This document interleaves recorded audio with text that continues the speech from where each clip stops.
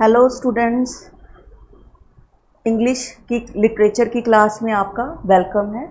आज हम रेनेसांस हमारा टाइम पीरियड चल रहा है, उसको हमने 4 पीरियड्स में डिवाइड किया था। Early Tudor period, Elizabethan period, Jacobean period, then Caroline period. आज हम डिस्कस करेंगे कैरोलाइन पीरियड को। इसको माना जाता है टाइम पीरियड 1621 से लेके 1649 तक। जब जेम्स वन के बाद वाला जैकोबियन एज के बाद ये हमारा आता है कैरोलाइन पीरियड। अब इस पीरियड में देखिए क्या होता है।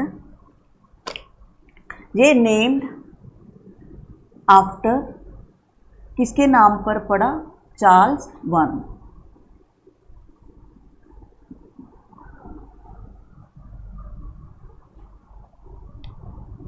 ये जो वर्ड है Caroline word, this word adjective of Carolus, ठीक है, लैटिन वर्ड ऑफ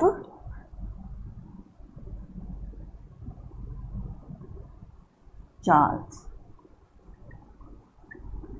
जो हमारा किंग चार्ल्स था उसमें लैटिन वर्ड में इसका मीनिंग क्या होता है? कैरोलस, जिस कारण इसको कैरोलाइन एज बोला जाता है। कैरोलस के इसको कैरोलाइन एज बोला जाता है। क्लियर? अब बहुत इंपॉर्टेंट है ये, 3 स्कूल्स ऑफ पोइट्री बने इसमें। 3 schools of poetry.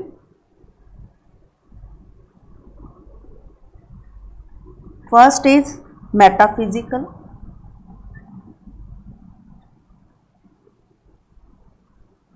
then Cavalier, then Puritan।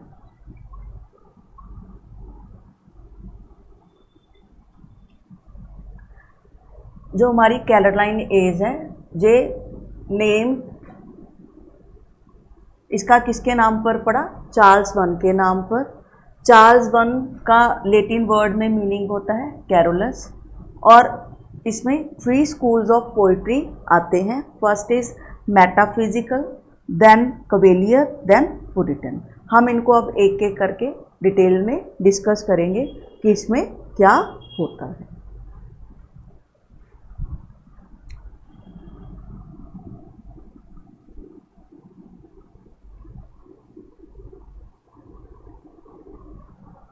Next इसमें जो इम्पोर्टेंट है सिविल वॉर।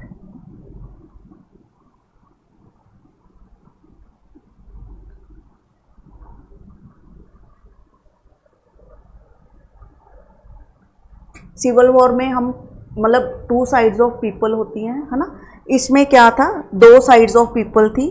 पीपल ग्रुप्स के बीच में हुई थी। People who loyal to king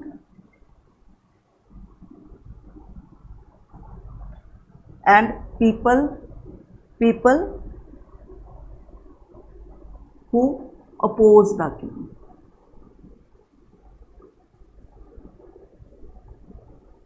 ये किन कहाँ हुई थी सिविल वार? किन जो लड़ाई होगी किसी 2 पर्सन्स के बीच में होगी। एक तो जो किंग के फेवर में थे और जो किंग को अपोज कर रहे थे, इन दोनों के बीच में सिविल वॉर हुई थी। ये जो हॉस्टैलिटीज़ थी वॉर की, ये इसका देखने तो जेम्स द वन के टाइम पीरियड से ही शुरू हो गई थी, लेकिन जो मेन पीरियड माना जाता है 1642 से स्टार्ट हुई थी, टिल चार्ल्स वन की बैनिशमेंट तक चली थी 1649। यही पीरियड चार्ल्स वन की बैनिशमेंट का है। जेम्स वन में थोड़ी थोड़ी होनी स्टार्ट हो गई थी, लेकिन ज़्यादा जो इसका प्रोमिनेंट पीरियड है 1642 से माना जाता है, और टिल 1649 यही चार्ल्स द वन का बैनिशमेंट का टाइम पीरियड माना जाता है। क्लियर? जैसे 1649-50 है ना, इसके में हमारा कॉमनवेल्थ पीरियड आ जाएगा। फिर 60 में रेस्टोरेशन और न्यू क्लासिकल पीरियड आ जाएगा। ये आगे हम 1 बाय 1 डिस्कस करते रहेंगे। नेक्स्ट, इसके बाद सिविल वॉर के बाद क्या होता है, जो किंग के फेवर में थे, रॉयल्टियर के फेवर में थे, उनको क्वेलियर बोला जाता था, क्वेलियर बोला जाता था। जो किंग चार्ल्स वन के, king the Charles the one के फेवर में थे। अब हमने अभी डिस्कस किया कि इसमें क्या हुआ, वॉर चली, जो हमने 3 पीरियड्स में डिवाइड किया था, मेटाफिजिकल, है ना, क्वेलियर और पुरिटनिज्म। अब जो किंग के फेवर में थे उनको क्वेलियर पोइट्स के नाम से जाना जाता था। उनमें जो रॉयल्टीज थी उनमें कौन कौन थे, king Charles the one, Prince Charles,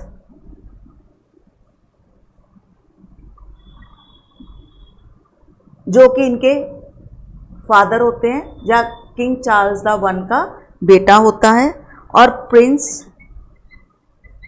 Rupert, ये क्या होता है, नेफ्यू होता है चार्ल्स द वन का। क्लियर। फेवर में जो वॉर चली थी, क्वेलियर के फेवर में थे, रॉयल्टीज के, उनमें ये लोग आते हैं। अब जो, क्लियर, अभी हमने क्या डिस्कस किया कि सिविल वॉर चली। सिविल वॉर किन 2 लोगों के बीच में चले, जो किंग के फेवर में थे और जो किंग के अगेंस्ट थे। जो किंग के मतलब रॉयल्टीज को जो इनके फेवर में थे उनको हम क्या बोलते हैं, क्वेलियर पोइट्स बोलते हैं। जो रॉयल्टीज में कौन कौन आता है, king Charles the one, Prince Charles और उनके नेफ्यू प्रिंस रूपर्ट, ये तीनों किस में आते हैं, किंग रॉयल्टीज में आते हैं। अब जो उनके अगेंस्ट कौन था, उनको हम क्या बोलते हैं, पार्लियामेंट्रीज।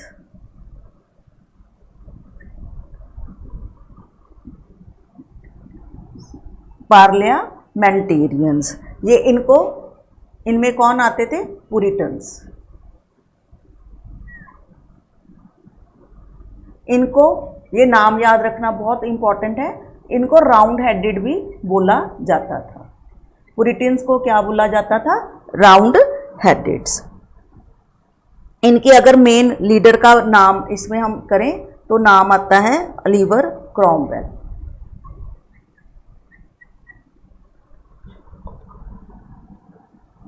किसका नाम आता है, ओलिवर क्रॉमवेल का। और जो रिचर्ड होता है वो भी 1 साल के लिए इसमें लीडर बना था, रिचर्ड क्रॉमवेल, जो कि ओलिवर क्रॉमवेल का बेटा होता है। ये आगे हम पुरिटन्स में करेंगे डिटेल में, ये दोनों कौन है। और ये दोनों, इनको पोस्ट क्या होती है, लॉर्ड प्रोटेक्टर की।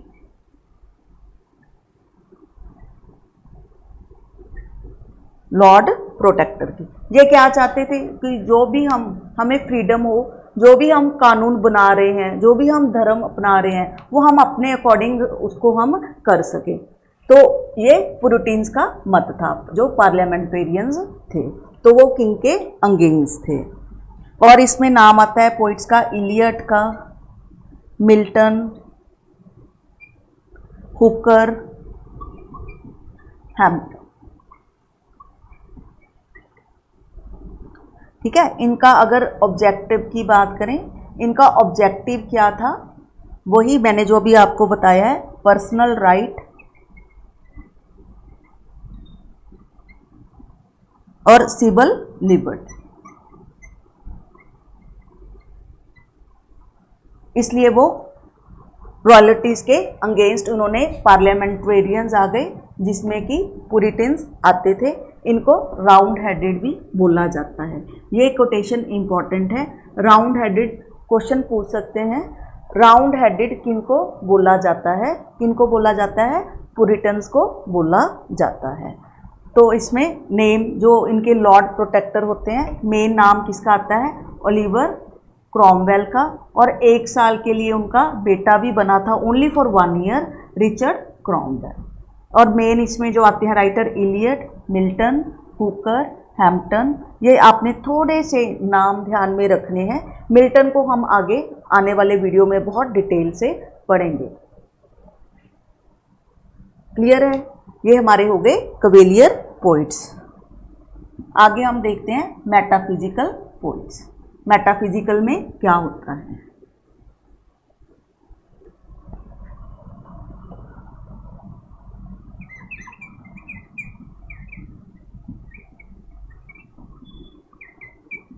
मेटाफिजिकल। अब मेटाफिजिकल में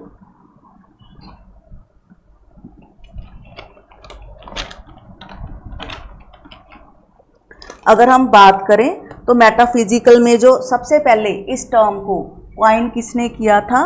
सैमुअल, ये नाम इंपॉर्टेंट है, Samuel Johnson coined this term. Samuel Johnson coined this term. Metaphysical को सबसे पहले मतलब सैमुअल जॉनसन का नाम आता है। और अब इसमें हम उनके फॉलोअर्स देखते हैं। मेटाफिजिकल में फॉलोअर्स उसके कौन कौन बने? अगेन जॉन डन,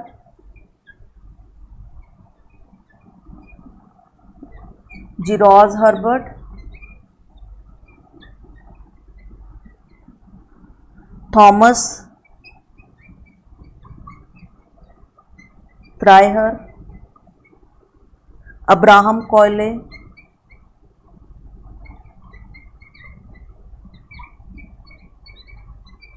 ये थोड़े से नाम आपने ध्यान रखने हैं। रिचर्ड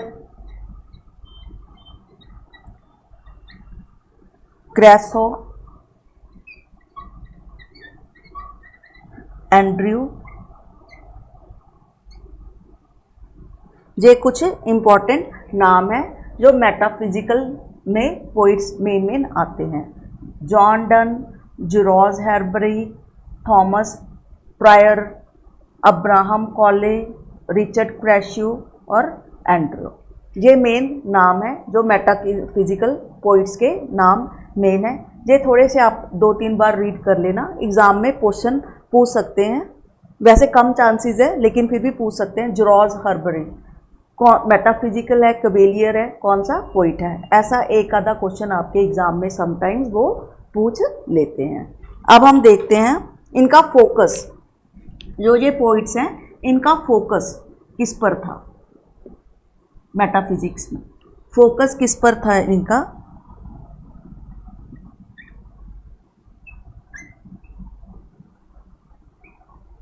इनमें वो पोइटिक फीलिंग कैसी थी?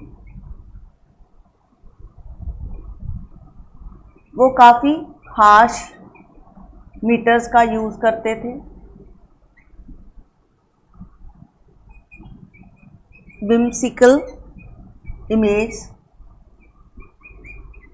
means unrealistic imagery। मतलब whimsical इमेज का मीनिंग क्या है? जैसे हम कोई देखते हैं चीज़ तो हमें यकीन हो जाता है हाँ ये हो सकता है। कुछ बातें ऐसी होती हैं जो हमारी ब्रॉड इमेजिनेशन होती हैं, हम एकदम से सुनकर हैरान हो जाते हैं कि ये कैसे हो गया, तो वो उस पर ये फोकस करते थे। Next, term of speech.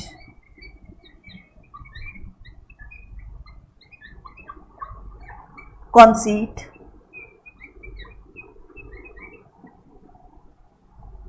Complicated, metaphor.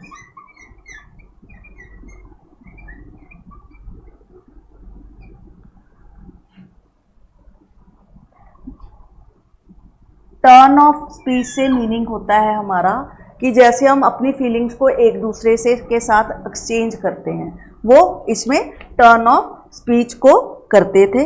Dialogue वो होते थे वो एक्सचेंज होते थे।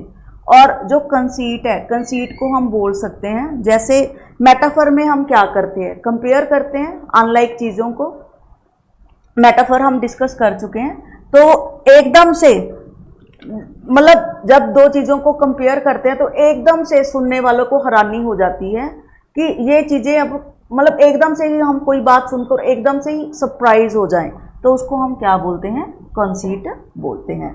तो इनका फोकस ज़्यादातर इस पे रहता था। क्लियर? तो ये हमारे क्या हो गए? मेटाफिजिकल पोइट्स हो गए और उनका फोकस हो गया। उनकी जो पोइटिक फीलिंग कैसी होती थी? हार्श मीटर का वो यूज़ करते थे। विम्सिकल इमेज होती थी जो कि अनरियलिस्टिक होती थी। Hard to believe, term of speech, conceit का यूज़ करते थे और कॉम्प्लिकेटेड मेटाफर्स। ये थोड़े से इनके की पॉइंट्स। बाकी आगे चलकर हम जॉन डन को जब डिस्कस करेंगे उसमें और बातों की ये क्लैरिटी आपको हो जाएगी। नेक्स्ट,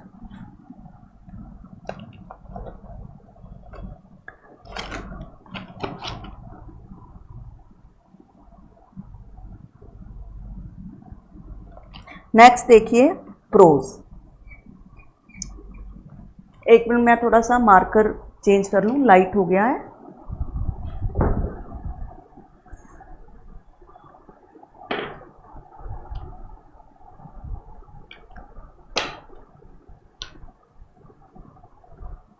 नेक्स्ट देखिए प्रोज। उस टाइम में प्रोज के में कौन कौन से राइटर आते थे? जेरमी टेलर, इनकी नाम holy living, hold dying.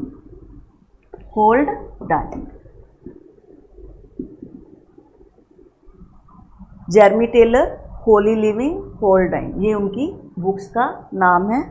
Next, Richard Baxter, the sons everlasting rest. ठीक है, Richard Baxter, the son everlasting rest. Next, Thomas Fuller, worthies of England.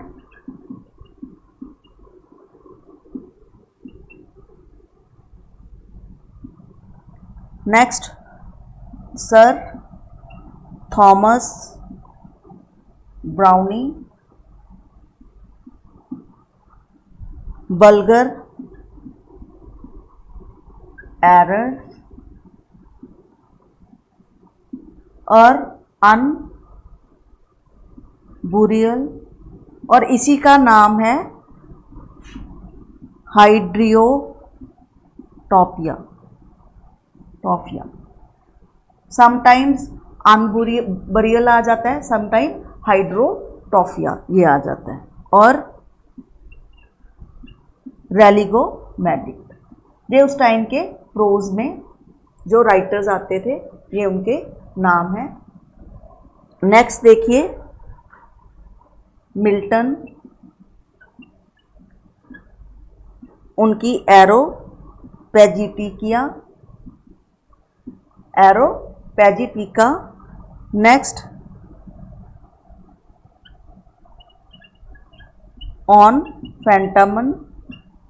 Phantom, resolve divine,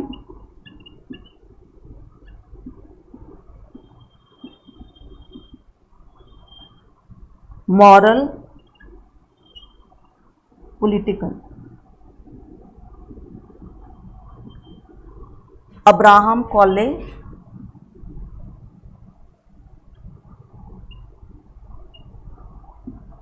of myself.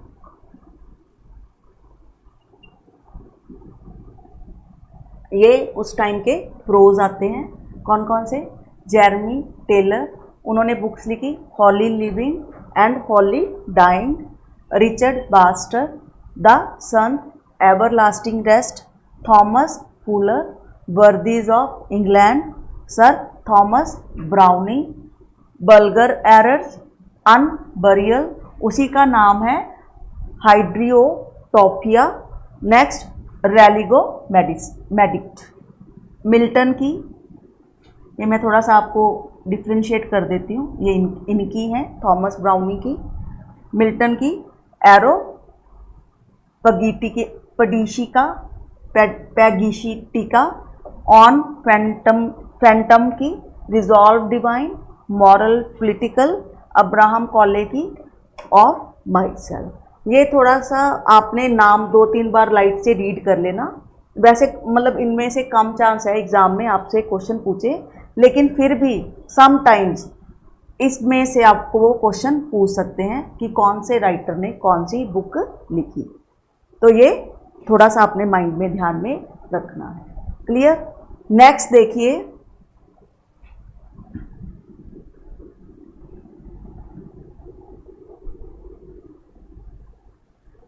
इनके बारे में ज़्यादा पढ़ने की ज़रूरत नहीं है, सिर्फ 1-2 बार रीड कर लेना। माइंड में हल्के से नाम होने चाहिए कि कौन सा राइटर ने कौन सी बुक लिखी है। नेक्स्ट हमारा आता है कॉमनवेल्थ पीरियड।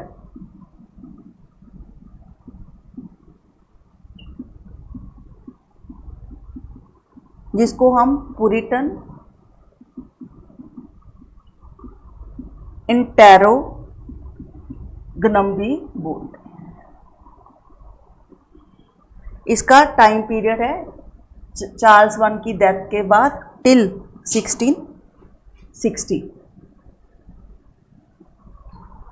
इसके बाद हमारा रेस्टोरेशन पीरियड स्टार्ट हो जाएगा, जिसको हम नियो क्लासिकल पीरियड भी बोलते हैं। क्लियर। कॉमनवेल्थ पीरियड, तो ये क्या था, ये अपोज में था, किसके अपोज में था, द इन्फ्लुएंस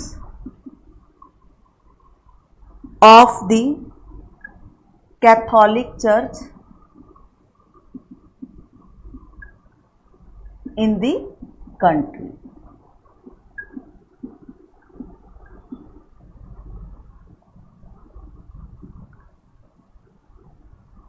जो ये पीरियड स्टार्ट होता है, पीरियड स्टार्ट कब होता है, when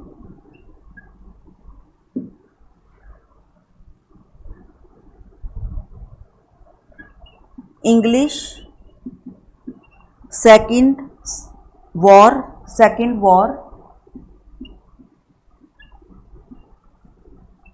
which caused the execution of Charles the one. यही देखिए, चार्ल्स द वन का मतलब सेकेंड वॉर स्टार्ट हुई, चार्ल्स की वन का वही डेथ का टाइम है, वही कॉमनवेल्थ पीरियड के नाम से जाना जाता है। ये वाला टाइम पीरियड हमारा 1660 के बीच में चला। क्लियर। पुरिटन का टाइम पीरियड इंपॉर्टेंट है, याद रखना है। 1649 से लेके 1660 तक ये कैथोलिक चर्च के अगेंस्ट थे, रॉयल्टीज़ के अगेंस्ट थे। ये चाहते कि हमें लिबर्टी मिले, हम अपने अकॉर्डिंग अपने मतलब रूल्स को बना सके, हमें अपने अकॉर्डिंग हम अपने धर्म को फॉलो कर सके। अगर छोटी सी एग्जांपल है भी, अगर हम डिवोर्स लेना चाहें तो हम ले सकते हैं। तो ये पीरियड चार्ल्स वन की एग्जीक्यूशन पर स्टार्ट होता है। सेकेंड वर्ल्ड वॉर का वो टाइम पीरियड माना जाता है। आफ्टर सेकेंड वर्ल्ड वॉर माना जाता, after period start after second world war. ये वाला पीरियड कब स्टार्ट होता है, आफ्टर सेकेंड वर्ल्ड वॉर। जब सेकेंड वर्ल्ड वॉर हुई थी उसके बाद वाले पीरियड को हम पुरिटन पीरियड बोलते हैं। ठीक है जी। आगे इसमें क्या होता है,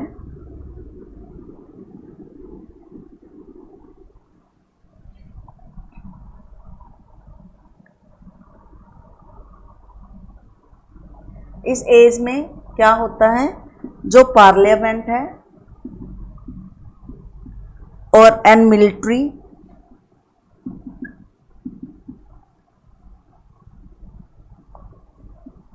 हैड द पावर, पार्लियामेंट और मिलिट्री के पास पावर आ जाती है। Republic government with puritan ideas. जो इसमें जो पावर्स हैं पहले किंग्स के पास होती थी, अब किसके पास आ जाती है, जेम्स द वन में उनको मान लेते हैं कि ये गॉड है, मतलब गॉड ने हमारे लिए भेजा है तो ही हैज़ द पावर, हमें उसको फॉलो करना चाहिए। लेकिन इनमें पुरिटन में जो इनके अगेंस्ट थे, पार्लियामेंट बन गई, उनके पास पावर आ गई और मिलिट्री के पास पावर आ गई और रिपब्लिक गवर्नमेंट बन गई विद पुरिटन आइडियाज़। साथ में वो पुरिटन के आइडियाज़ को वो साथ लेके चले। इसमें जो थिएटर थे वो सब बैन कर दिए गए थे। Theatre and gambling, theatre and gambling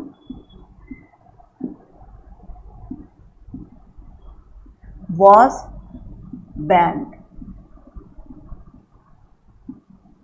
opera को was encouraged।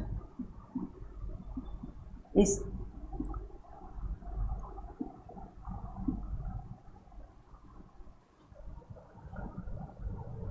क्लियर,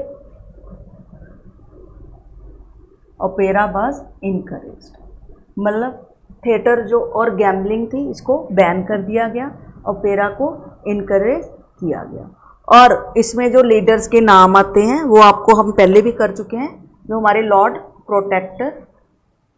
कौन से दो नाम आपके, ओलिवर क्रॉमवेल